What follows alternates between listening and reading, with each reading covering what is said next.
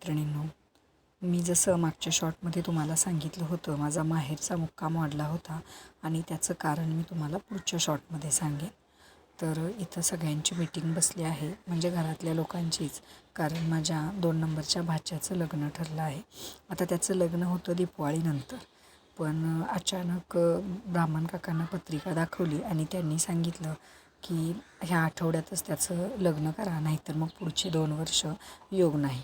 आणि आता अशा वेळेला जर तुम्ही एकदा पत्रिका वगैरे बघितली तर मग ते कॅन्सल करून चालत नाही आणि कुठं 2 वर्ष थांबणं शक्य नाही. त्यामुळं मग तसं मुलगी वगैरे सगळं आधीच ठरलेलं होतं, फक्त लग्न दिवाळीत घ्यायचं होतं.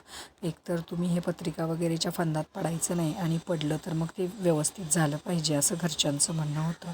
म्हणून मग लग्नाचा डिसिजन 5 दिवसामध्ये झाला आणि आता हे पुढचे 5 दिवस असणार आहेत जे लग्नासाठी म्हणजे तयारीत जाणार आहे.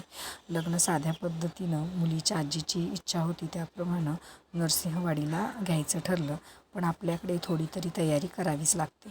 त्यानुसार मी, माझी भाची मोनिका आणि मोठ्या भाच्याची बायको पूजा आणि तो असे आम्ही खरेदीला गेलो. आता जास्त काही पाहुणे वगैरे लग्नाला बोलवायचे नाहीत, पण सत्यनारायणाची पूजा तेव्हा गाव जेवण वगैरे सगळं असणार आहे, तेव्हा मी कदाचित नसेन.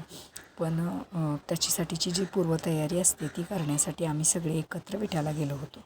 तिथून आम्ही मग सूप, जसं देवक वगैरे पूजण्यासाठी सूप लागतं ते सूप, लग्नानंतर 1 वर्ष आमच्याकडे झाडू खरेदी केला जात नाही, तो झाडू खरेदी केला. साड्या वगैरे थोडेफार मानापानाच्या वस्तू असतात त्या घेतल्या. लग्न छोटं असलं तरी लग्नानंतरचे कार्यक्रम मोठे असणार होते, म्हणून ही पूर्वतयारी. तर तुमच्याकडे लग्नाची तयारी कशी असते ते कमेंट करून मला नक्की कळवा.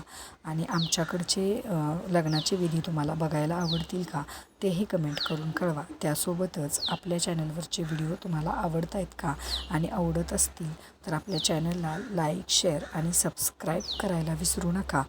धन्यवाद.